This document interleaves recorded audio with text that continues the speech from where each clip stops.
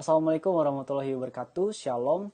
Kami dari kelompok 1 dengan beranggotakan saya sendiri, Andri, dan yang kedua Rizda. Di video kali ini kami ingin menjelaskan tentang keselamatan umum berolahraga. Selamat menyaksikan. Di sini saya ingin menjelaskan tentang latar belakang. Menurut Erikson tahun 2011, aktivitas olahraga sangatlah penting untuk menjaga agar terbebas dari faktor risiko seperti kegemukan, gangguan kesehatan, dan juga risiko-risiko fatal yang diakibatkan oleh aktivitasnya. Sehingga di dalam pelaksanaannya, aktivitas olahraga harus mengutamakan sistem yang terpadu untuk mencapai tujuan yang ingin dicapai.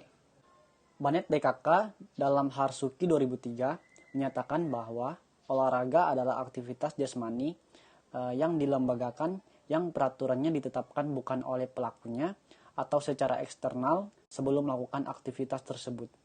Berdasarkan Undang-Undang Sistem Keolahragaan Nasional Nomor 3 Tahun 2005, Pasal 5 menyatakan bahwa salah satu prinsip penyelenggaraan keolahragaan adalah keselamatan dan keamanan.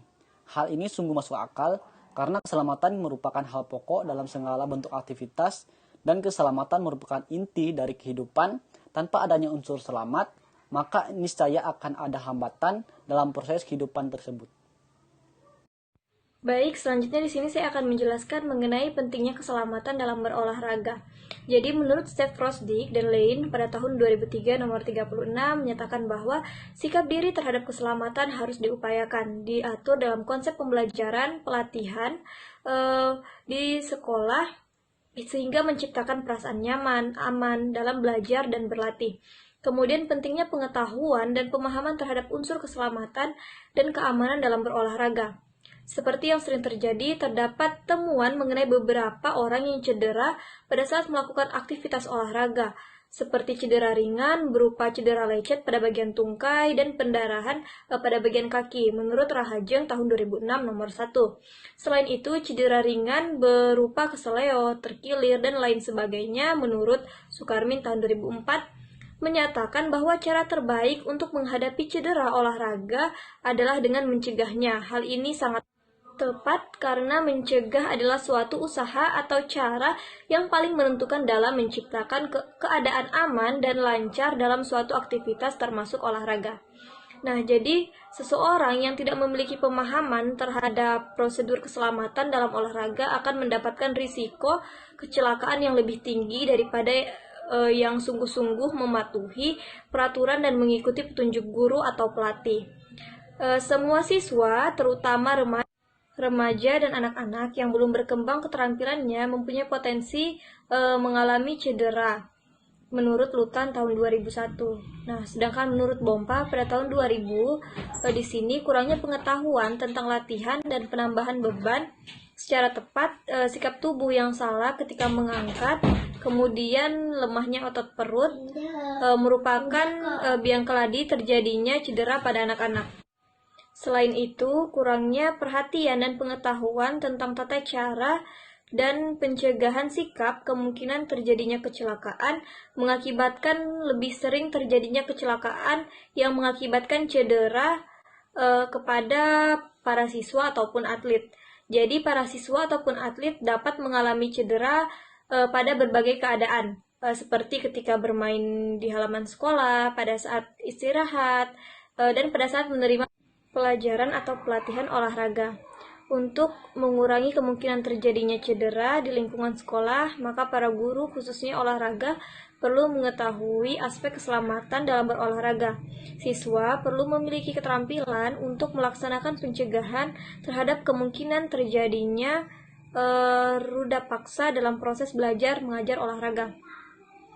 Kemudian, adapun penyebab dari cedera, yaitu cedera ini dapat terjadi pada waktu proses belajar mengajar atau melatih olahraga, disebabkan oleh beberapa kemungkinan yang bersumber pada beberapa dimensi, yaitu yang pertama, dimensi lingkungan belajar.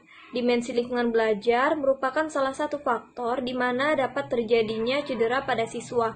Kemungkinan lingkungan belajar yang tidak sesuai dengan aktivitas siswa. Oleh karena itu, pemilihan tempat berolahraga itu harus perlu diperhatikan.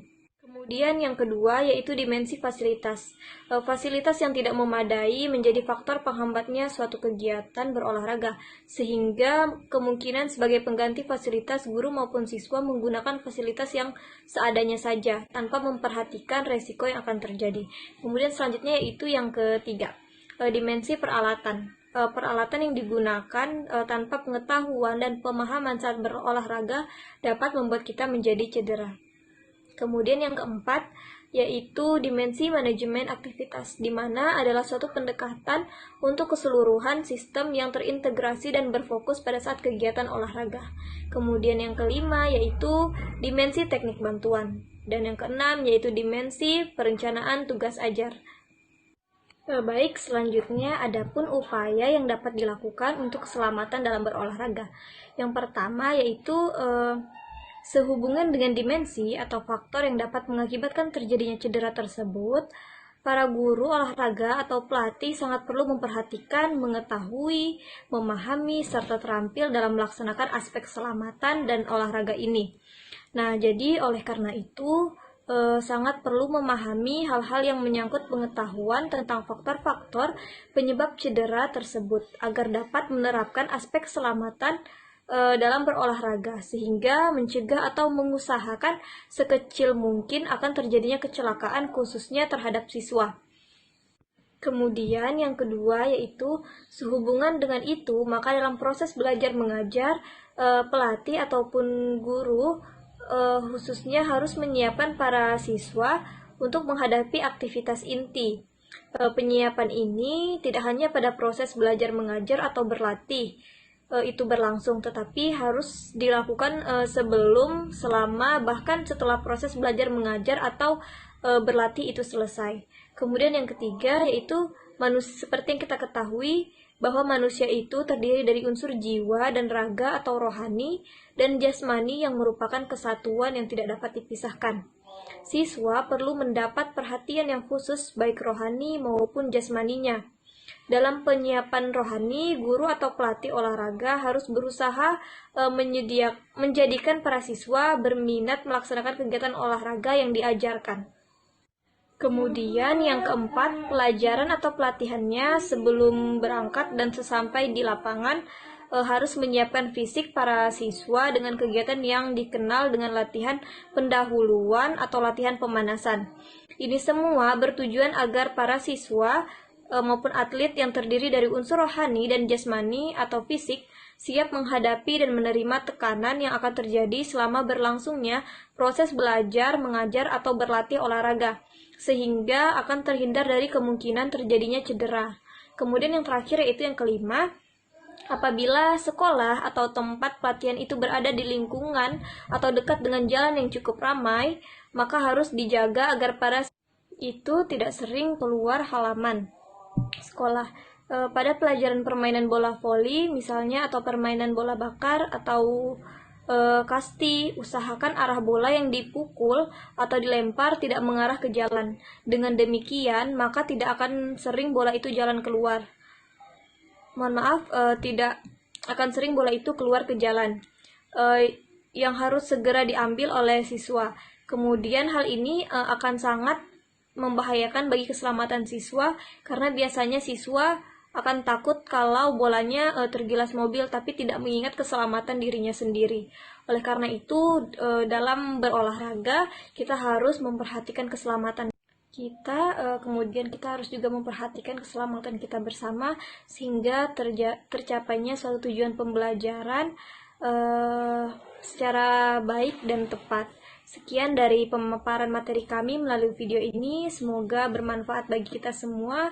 Kurang dan lebihnya kami mohon maaf. Saya tutup. Wassalamualaikum warahmatullahi wabarakatuh.